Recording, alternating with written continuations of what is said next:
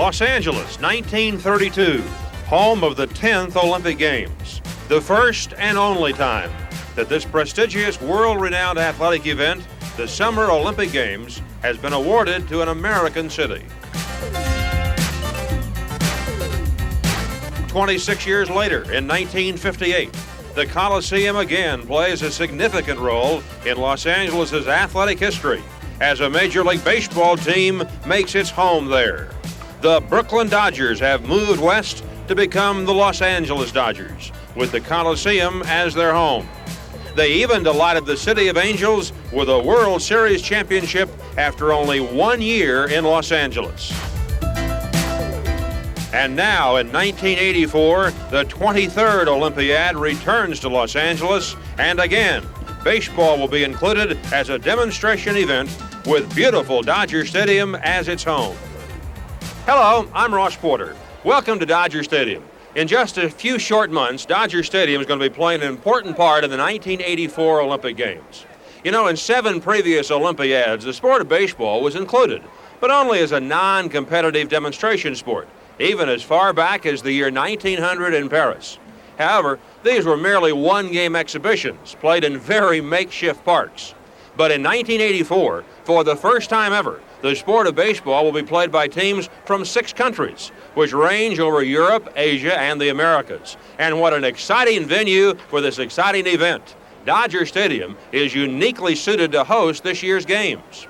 Today, on this Dodger Salute to Olympic Baseball, you're going to meet the man who played a large role in getting competitive baseball into the 23rd Olympiad. That would be Rod Dedeaux, the brilliant baseball coach for years of the University of Southern California Trojans. We'll also learn about the teams from Korea, Italy, Nicaragua, Cuba, and others. We'll find out how the players for Team USA were chosen. All this and much more about the 1984 Olympic baseball games coming up. We'll have all of it for you right after these words.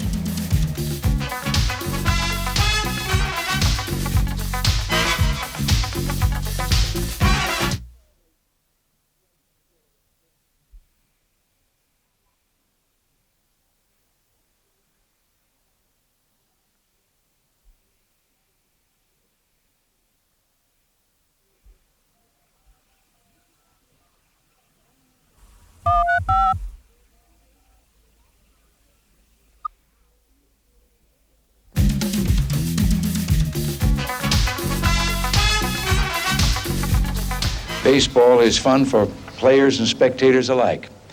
So I'm delighted the Congress has set aside this month to honor amateur baseball. It's increasingly appealing to people around the entire world, and I'm very glad that baseball will be played as a demonstration sport at next summer's Los Angeles Olympic Games.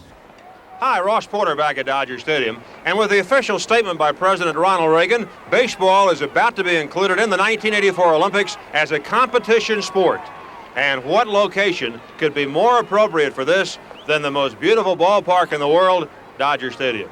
Here to tell us in part how this came about is the Executive Vice President of the Dodgers, Fred Clare. Fred, this has to be a real boon for you and for the Dodgers to have the Olympic Games. It really is, Ross. For all of us with the Dodgers, for those people with the LAOC, but more than anything else, for the people around the world who have invested so much time, energy, and effort for amateur baseball, because that's really what this is all about, and it will be the dream come true for a great many people from a great many countries. How many years does this go back, Fred? Was this a situation where the Dodgers felt all along that if Los Angeles got the Summer Olympic Games, that they would be the side of baseball, that baseball was included as the demonstration sport? Well, we've really had the opportunity to spearhead the effort over the last 3 or 4 years even, really even before the time that many of the announcements were made in terms of the exact role that baseball would have, but certainly since the time that the selection of Los Angeles for the site of the Olympic Games it's really been in full speed with a great amount of work that has been done by the people of the International Federation, by the people from the LAOC, and of course by the Dodger staff. So it's really a joint effort that has taken place here. One thing, Fred, that people might not think about is the fact that you had to get the Dodgers out of town while the Olympic Games were being held here, didn't you? Well, that's right, and that of course has taken a lot of coordination with the National League and the schedule makers to make that take place, but we will be out of town during the 2 weeks that the competition is taking place. Will overlap on the opening day of the Olympics and opening ceremonies, and then the following day, the Sunday competition. But after that, the Dodgers will be out of town, and of course, Dodger Stadium will be very occupied with 8 dates of competition. Fred, thank you very much. Thank you, Ross. The man who did perhaps the most to bring the sport of baseball into the 1984 Olympic Games is Rod Dado, a highly successful business executive and equally successful baseball coach at the University of Southern California. Rod, congratulations. I know this is going to be a personal achievement to you because you've worked so long to get baseball into the games, and now it's going to be here in your hometown, and you're one of the co-commissioners. Thank you, Ross. It is a super thrill because those of us who love baseball, as you do, it's for everybody who's ever played the game of baseball and those who will play it in the future. Was it tough to get the games? Yes, it was. It's something we've been fighting for, well, all of my baseball life. That's a long while. And when you think of the number of people that play it all over the world, in 77 countries it's played. 44 of those countries have real organized federations. So it's about time that baseball takes the spot that it must. But we need public support. The host country gets to name 2 demonstration sports. Baseball is one this year, tennis is the other, so it seems just to fit into the American way of life, doesn't it? It certainly does, but it's amazing the competition for the sports to be in as a demonstration sport. And for baseball to eventually be chosen, I think, is a tribute to the effort done by our United States Baseball Federation and all of the people who have had a part of it. The people in the LAOC have been so helpful. My co-commissioner, Ron Lane, one of my former ball players at SC, just has been working night and day to help promote this. For years now, Rod, you've had that USA-Japan International Series. I guess that's helped too, hasn't it? Well, I think that's been the biggest single event. It really showed that baseball can truly be popular on an international level. We've had that for 12 years.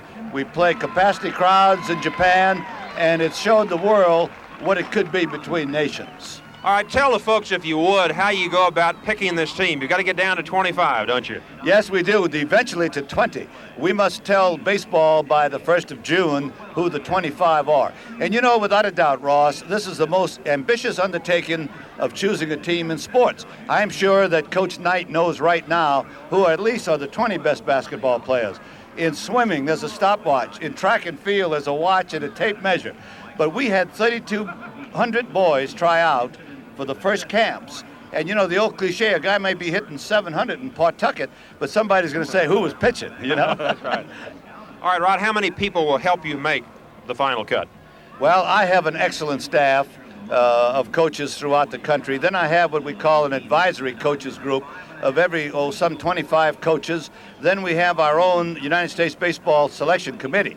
But what makes me so happy, all of baseball feels it's their obligation to put the best team on the field, and Major League Baseball is totally committed to help us. The Scouting Bureau, the Dodger organization, the Angels, the Yankees, all of them say, our books are open, look at whatever you want to look, our opinion of the players you're thinking about. Rod, congratulations. I know it's going to be a big summer for you, and thanks for all you've done to make baseball a part of the Olympics. Ross, thank you so much, but we need the support of everybody to fill Dodger Stadium. It'll only be successful if we fill this ballpark.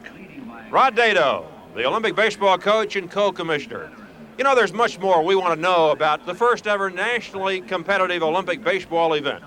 A little later on, that'll be. But first, we're going to go back to the early beginnings of the sport of baseball in America. So please stand by.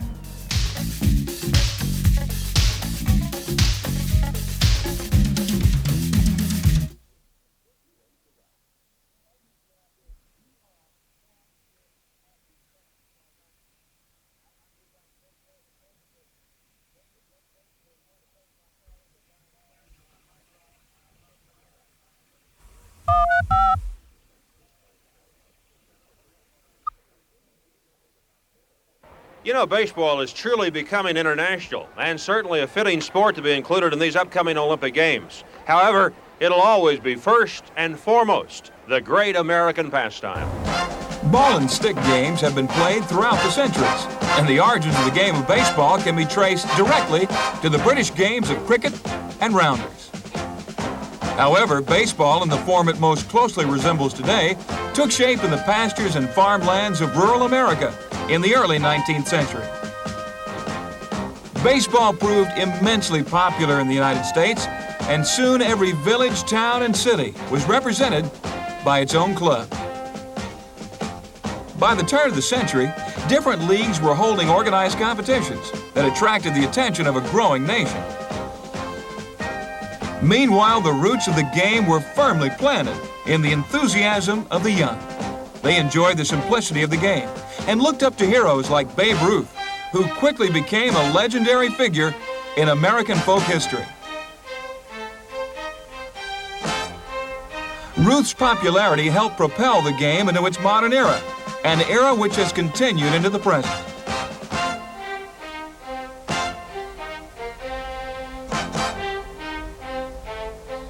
Today, baseball is a fast expanding phenomenon, developing on every continent in the world. And everywhere, the game still belongs to the kids. There's no doubt that in the coming years, the popularity of baseball will continue to rise.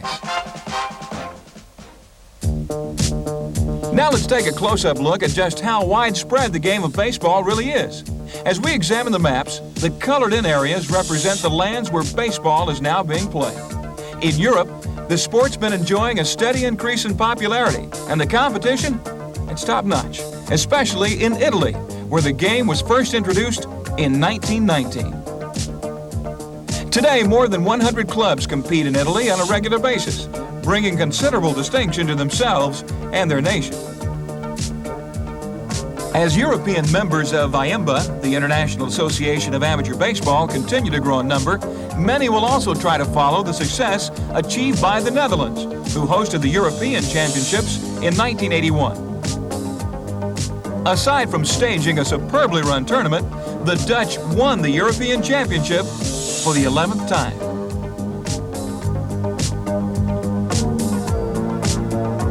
In Asia, there's no diversity between East and West when it comes to the game of baseball. Japan's been playing the game since the late 19th century and has seen it become its national sport. The Japanese have also had considerable success in international competition, including several victories over the United States in collegiate series. With baseball fever on the rise in Asia, federations like China Taipei, along with the Philippines and South Korea, have grown very strong, and so has the quality of the game.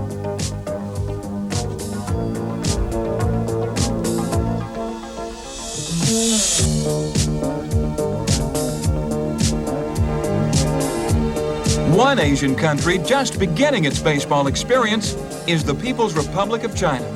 Intent on competing internationally, the Chinese have organized clinics and programs. Their entry into world tournaments is only a matter of time. In Oceania, New Zealand has established playing activity, while in Australia, the sport is being played on the club, state, national, and international levels. Australia's fine performance at the 1982 World's Fair Tournament in Tennessee was just a sign of how far its baseball has progressed. Of course, in North America, the U.S. calls baseball its national pastime. But in Canada, baseball is also well loved, just as it is in Mexico. The Mexicans have fielded fine amateur teams for many years now, and their squad of 19-year-olds at the 1982 World's Fair Tournament delighted observers with its contagious enthusiasm and uncompromising style of play. In the Caribbean and Central American regions, baseball is a passionate way of life, especially on the island of Cuba, which has maintained a standard of excellence in international competition. In the 27 World Championships that have been held since 1938, the Cubans have won an amazing total of 16.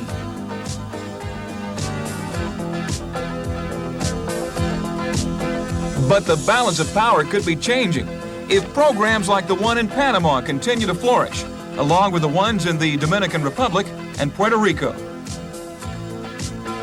Panama is one of 6 Central American countries and 23 around the world that consider baseball its national sport. In South America, baseball is played in varying forms by 9 countries, including Peru, which, like so many of its sister nations, has stepped up its commitment to the sport, entering a number of international competitions. An example of one of the strongest baseball programs to be found in South America, or for that matter anywhere, is Venezuela, which has produced a number of world-class baseball players and 3 international World Amateur Championship teams.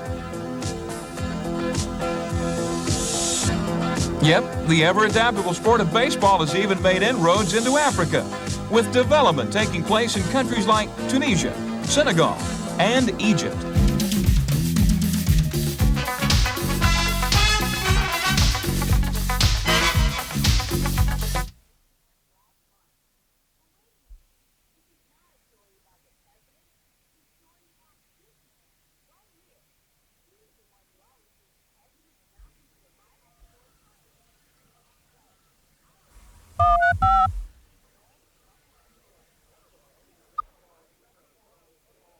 One of the ways that baseball was given a firm foothold in other countries was through visits by American Major League teams in Central America and especially in Japan.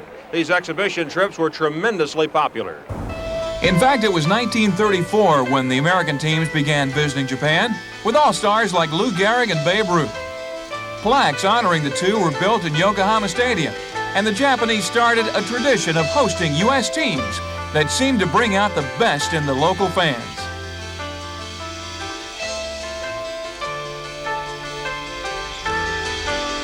In the 1950s, the Brooklyn Dodgers were the special guest, and it didn't take too long before a young Don Drysdale found out that the Japanese caught on to the finer points of the game very quickly.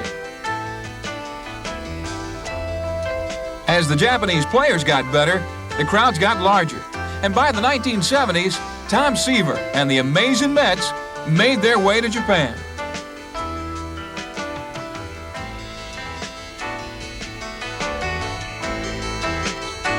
Though the U.S. teams usually won, there was no denying the steady improvement of their host performance.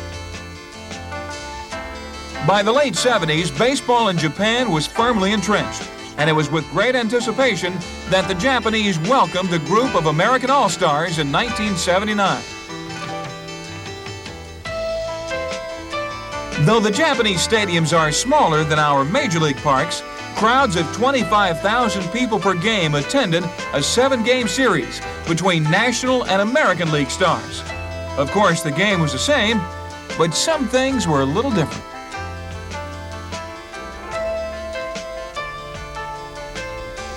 Still, as in the United States, there was a ceremonial throwing out of the first ball. And as Pete Rose found out, in Japan, they teach the brushback pitch at an early age.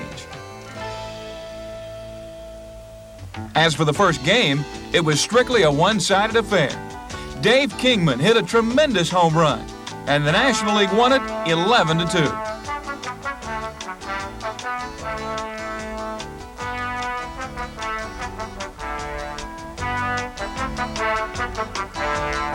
From there, the American League came back to win the next 2 games, showing the Japanese how to play the outfield, American style.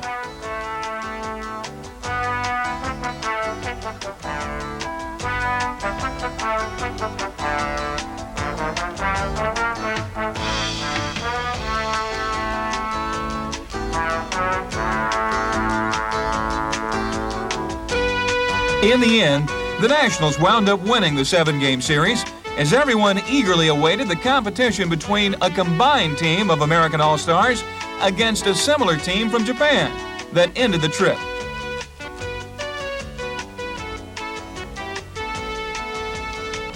Right from the beginning, the Japanese showed the Americans that they came to win.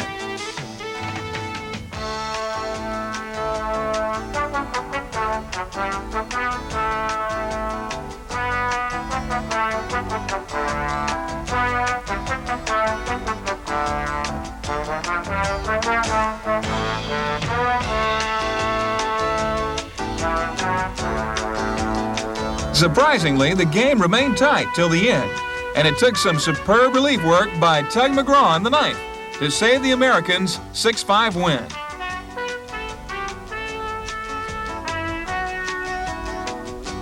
The trip was an unqualified success, and in the end, the American players wound up learning as much about a different culture as they taught about theirs.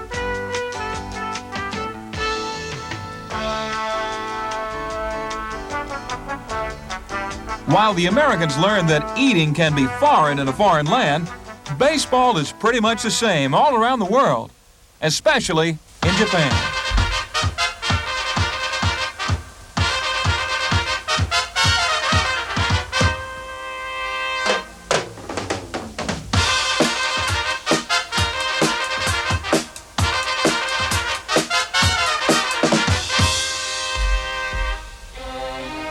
Japan is a country rich in tradition, and it comes as no surprise that the Japanese look upon the game of baseball as a religious experience. It's said that baseball was first introduced to Japan in 1873 by an American professor at Tokyo University. The popularity of the game grew steadily over the years, but it wasn't until 1936 that the first professional team was formed by the owner of the Yomiuri Shimbun, the largest daily newspaper in Japan. That team became known as the Tokyo Giants, and by 1940, several other large corporations followed suit by forming their own teams, and a professional league was born. In 1945, league play was suspended due to World War II, but when American occupation forces entered the country, baseball quickly recovered.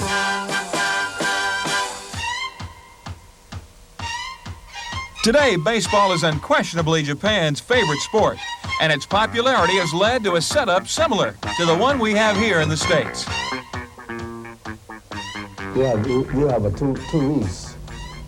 One league each has 6 teams, and we have a pennant race is 130 games, and we have a Japan series, just same as some Major League World Series. Like ours, the Japanese season runs from April until October. However, games are played only 3 or 4 times a week, and a popular team like the Giants usually sells out every game. One interesting aspect of the Japanese leagues is that each team is restricted to having only 2 foreign-born players on its roster. The result is a game similar in style to ours, but one immensely different in character.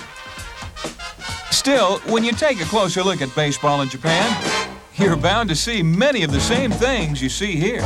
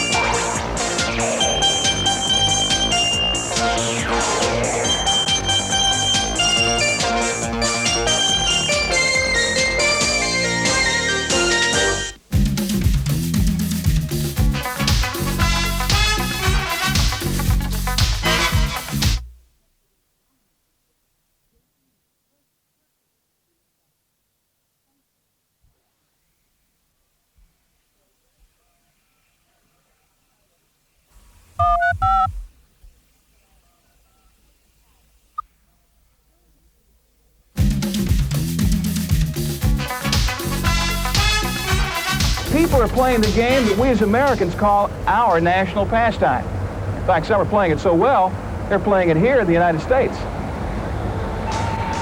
Like Fernando Valenzuela, born in Mexico. Another foreign-born pitcher is Bert Blylev of the Cleveland Indians, who comes from the Netherlands. Today, there are several outstanding players who've come from the Dominican Republic, and Tony Peña of the Pirates is one of them. Peña started with the Pirates in 1981 and immediately established himself as one of the best young catchers in the game.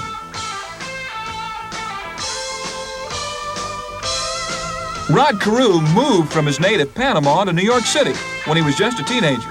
But the California Angels of Perv first baseman learned the game on the streets of Panama City.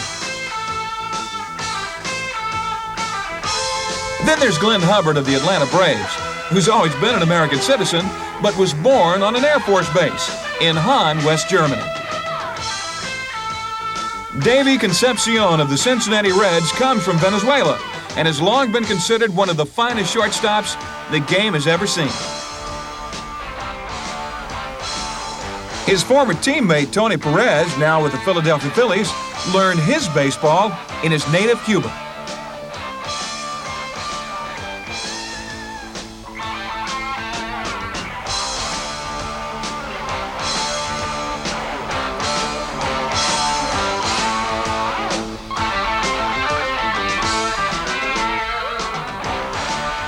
Chili Davis of the San Francisco Giants grew up in Los Angeles, but he spent most of his early years playing baseball in Jamaica. While Tony Armas of the Boston Red Sox was like Concepcion, born in Venezuela.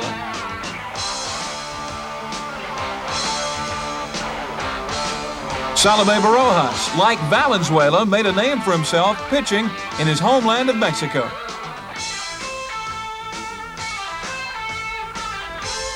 Joaquin Andujar of the world champion St. Louis Cards is another player who was born in the Dominican Republic.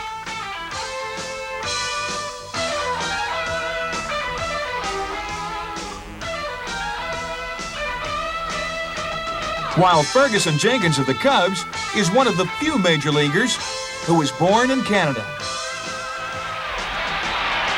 Then there are those major leaguers who have chosen to play in foreign countries, like Steve Oliveros, who spent 8 years in the big leagues before continuing his career with the Seibu Lions in Japan, a team he still plays for.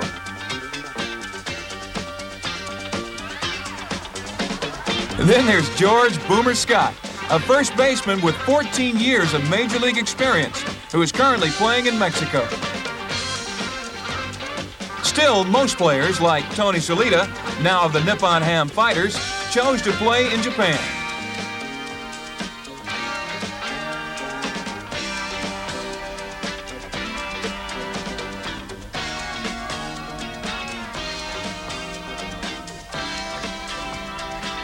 Davey Johnson is another. Johnson holds the major league record for hitting the most home runs by a second baseman in a single season. But he followed a 13-year major league career with a brief stint with the Tokyo Giants.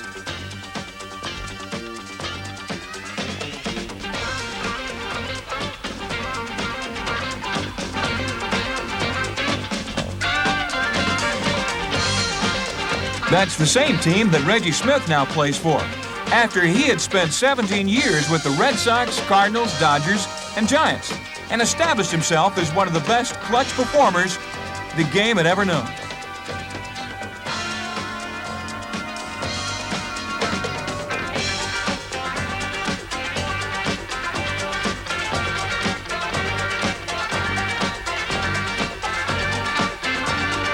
Former New York Yankee outfielder Roy White also spent some time in Tokyo with the Giants. It was something that he thought about doing often at the tail end of his playing days, even though he did have a very fruitful career. The last 4 or 5 years that I was playing, I knew some players had gone over there and had played baseball there, and it sounded like it would be a pretty exciting thing to do. Japanese fans are very avid, and I've been on championship teams with the Yankees, and I thought it'd be great if I could be on a championship team over in Japan, and that came true the second year that I was over there. Besides White, another ex-Yankee with a little sake in his bat was Gary Thomason, who began his career with the Giants in San Francisco and finished up with the Giants in Tokyo. Then there's Jim Lytle, who's now with the Nankai Hawks after his 8-year Major League career ended in 1976.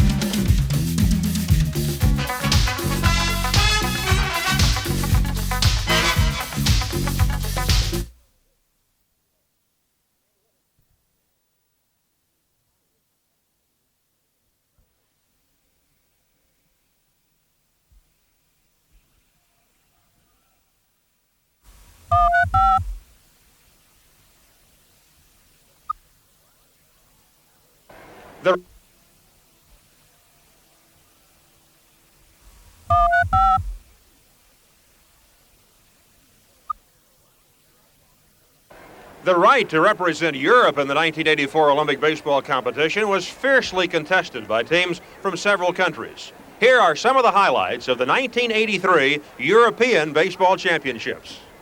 But finally, the time had come to play baseball. An opening night featured a game between two arch rivals, Holland and Italy. The European Championship was underway. The Dutch were defending European champions, having won the last tournament in 1981. And the cognoscenti agreed that Holland's stiffest competition would come from the Azzurri, an Italian team playing on its home turf, backed by enthusiastic fans. On the mound for Italy was David Farina, and in the early innings, Farina was in control. Holland found the going tough as Italy jumped out to a quick 1-0 lead.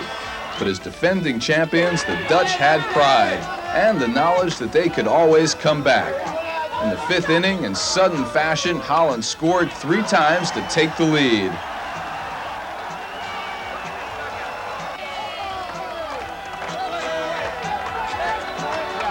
Italian manager Jim Mansilla reflected this change of fortune, as did Sidney Hickinson, the Dutch outfielder. But this game was far from over. Nevertheless, Italy was being tested, and the tension was evident as every play took on increased importance. Se tocca la palla qui, è buono. Sì, ma è qui. Ha sbagliato tutto. In the time-honored tradition of baseball, umpires never lose an argument, but it appeared that Italy might be in danger of losing this game. Fai pensare un po', fai pensare, deve essere lì, doppio, In the bottom of the 5th, the Azzurri started to mount a rally, and the tempo of the game started to change. Everyone knew that Italy's best weapon was hitting, and the Dutch quickly found themselves face to face with that strength.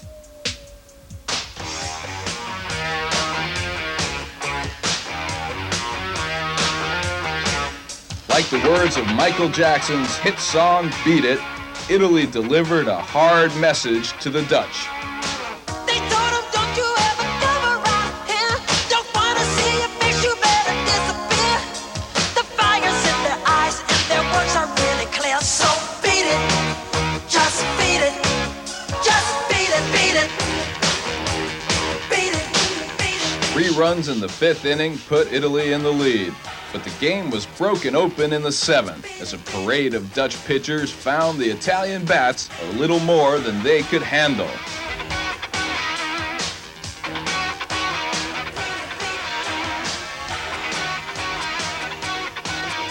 In the 9th, Italy finished it off, a tournament opening victory by the score of 9-5. On Saturday, August 6th, the march to the championship continued. Italy and Holland were set to meet again. The Italians, leading the series 2-0, were well aware that the Dutch team was always flexible enough to stage a comeback. Proof of that were necessary, catcher Paul Schmidt was eager to provide it in the 2nd inning as he squared off against Captain Mike Romano on the mound.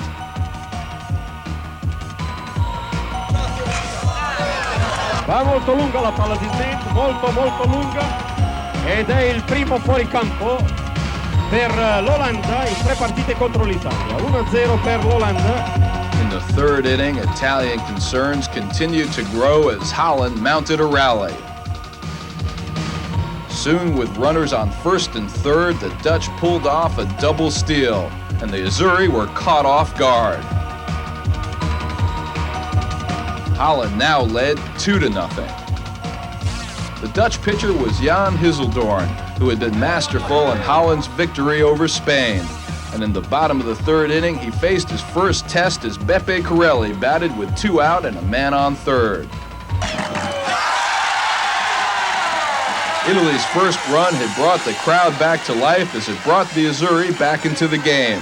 And in the fourth inning, it seemed like there would be more to cheer about as John Cortese's single sent Peter Ravezzi digging for home. Ravezzi lunges for the plate. Did he tag it? The umpire says no, and the stadium erupts. Despite the lively exchange of ideas, the out remains, and Italy has lost an excellent chance to tie the game. With his team trailing 2-1, Mike Romano knew he had to shut the Orange attack down. Shut it down he did as the Azzurri defense held firm when the Dutch tried to put the pressure on.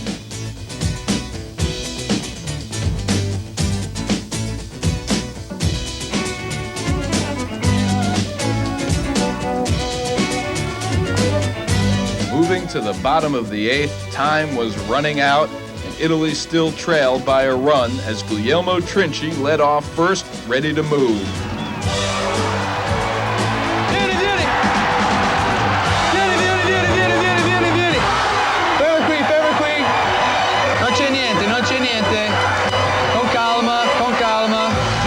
Gianna at bat.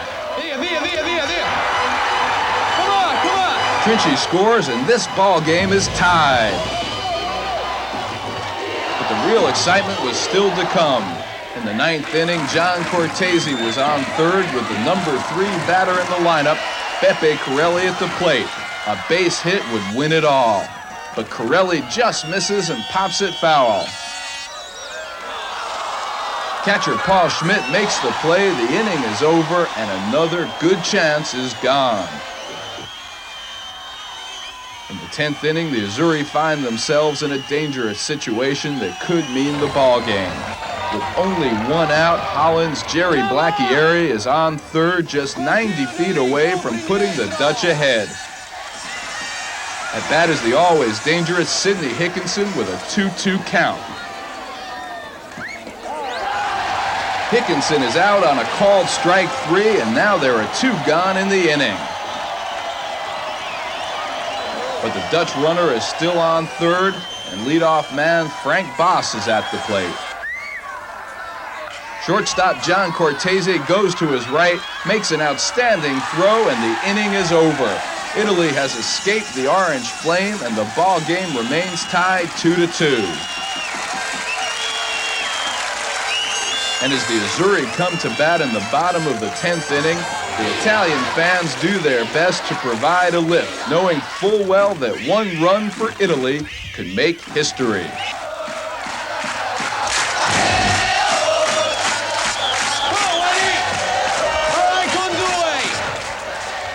With 1 out, Roberto Bianchi is at the plate. Bianchi è un uomo di grande potenza in fuori campo in 13 secondi per questa cosa. È al secondo posto dopo va la palla lunga, apre le finestre Pierogi.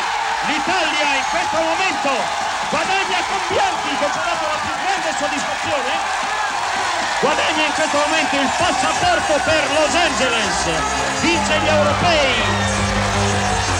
e batte in 3 partite consecutive l'Olanda.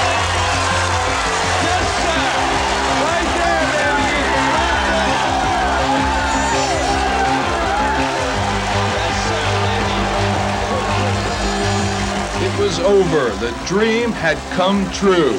With 1 swing of the bat, Roberto Bianchi and Italy were champions of Europe and on their way to the Olympic Games in Los Angeles in 1984.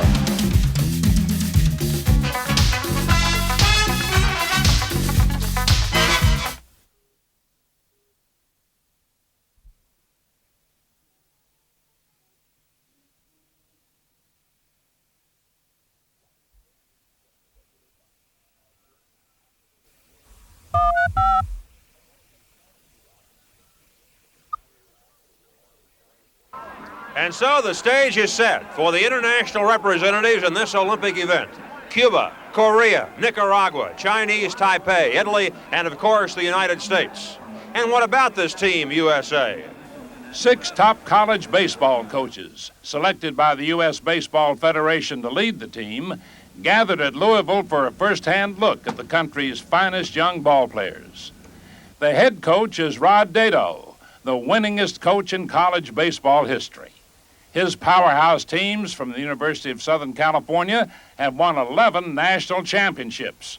Joining Coach Dedeaux is John Scalinas of Cal Poly Pomona, Art Masmanian, Mount San Antonio Community College of California, Jack Stallings, the U.S. Baseball Federation's International Vice President and coach at Georgia Southern College, Tom Hoffman from Grand Rapids Junior College in Michigan, and Dave Bingham from Emporia State University in Kansas. I think it's a great opportunity for us to get in here and see 75 to 80 kids from across the country and evaluate them, help us get the best talent. And this is a great opportunity for the coaching staff to see kids actually perform and be able to evaluate them and get our impressions of them as opposed to somebody else's impression. And I think it's a tremendous advantage to the coaching staff. Rod, it won't be long now, and I know that among the candidates for Team USA in the Olympics is one of your fine players. I'd like you to introduce him right now, if you would. Thanks, Ross. I certainly would. He's young Mark McGuire, a young growing Trojan that I think is truly one of the great prospects in the United States. He was chosen for the 44-man roster, and if all goes well this year and he performs the way we think, he has a good chance of being on the United States team. Mark McGuire. Mark, are you excited about this opportunity? Oh, very much. It's exciting to play for the United States. I played for him this summer and down in the Pan American Games, and we want to get back to Cuba and get that gold. Rod, I also think before we finish this special salute to the Olympics that we should hear from your co-commissioner and a guy I know that used to pitch for you at USC, and that's Ron Lane. Ron, if you could join us here. Rod, he's done quite a job for you, hasn't he? Yes, he has. This is my man, Ron Lane. Among the many qualities that he has, putting Olympic baseball here on the scene, but as a pitcher, he holds the record for throwing some of the longest home runs ever hit. Moose Scaron hit one out of sight on him. Gentlemen and ladies, this is Ron Lane. Thank you, Rod. It's a pleasure to be here. A wonderful day here at Dodger Stadium with the Trojans playing the Dodgers. Lots of people, lots of excitement. Another season. Ron, tell me some of the preparations that the baseball committees had to go through to get ready for these games in late July. Well, Ross, we've been working for 3 years preparing to have baseball in the Olympic Games. We're happy it's here. We have 6 countries represented, 3 continents, and we'll have some fabulous baseball. What kind of committee do you have? I mean, there's so many things that people don't think about behind the scenes to get ready for all these athletes, and I know that you've had to think about that for months and months. Well, when we're actually putting the games on, Ross, we'll have upwards to 75,000 people working for us. Wow. That didn't even count the fans that'll be here, huh? No, that's right. And it's all so important because we never want to forget that it is an exercise in international goodwill. And Ron and I have talked about it at great lengths, and everything we've done, such as the Japan USA series that you spoke of before, it's always with the idea, how can we make them feel at home, go back with a feeling that they really see something to love about our country, and we to them. Ron, explain the schedule. We know there are going to be 6 countries represented, and I guess, is it kind of like the Winter Olympics where you have 2 divisions to get to what they would call a medal round? Yes, Ross, we have 2 divisions of interdivisional play. Cuba is the number 1 seed in the blue division. They won the Pan Am Games. The number 2 seed, which is in the white division, USA, of course, being the host country. The number 3 seed is Korea, also in the blue division. They're the defending world champions. The number 4 seed is Chinese Taipei, or as we often call it, Taiwan. They're the number 2 seed in the white division. The number 5 seed is Nicaragua, runner-up to Cuba in the Pan Am Games. And the number 6 seed is Italy, who won the European Games. And you're going to have, I guess, a full week of baseball beginning on Tuesday, the 31st of July, and running through the next Tuesday, aren't you? We play double headers every day for 8 straight days. We open Tuesday afternoon, 4 o'clock, with Korea and Cuba playing, followed by Chinese Taipei and USA. And then we finish with our semifinal games on Monday night, the winner of the blue division playing the runner-up of the white division, and the winner of the white division playing the runner-up of the blue division. Then the next night, we play for the gold, silver, and bronze medals. To me, one of the interesting things about the schedule was the fact that the USA is going to play Cuba at 10 o'clock on a Saturday morning. Yes, I'm sure that's very interesting to Rod, too. Steve Howe told me that Cuba had a half a dozen players on their team that could play in our major leagues today. He pitched against them in the Pan Am Games a few years back. The championship game is sold out, right? Championship game is sold out. There's tickets available for all the other games. You could get your tickets by either picking up your ticket form at Sears or First Interstate, or call Dodger Stadium and one will be mailed to you. We have excellent seats for all the rest of the games. Gentlemen, thank you very much for the time you spent with us today. Best of luck to all of you in your endeavors in the upcoming games, and may it be a great Olympic Games for baseball in America this year. Thank you, Ross, and please ask the fans to come out and support us if you love baseball. They love baseball, and I'm sure they'll be here. We thank you for being with us today. Remember, baseball, a demonstration sport of the 1984 Olympic Games in Los Angeles. It's never happened before, and it's something to look forward to in the coming months ahead. I'm Ross Porter. Thanks for being with us.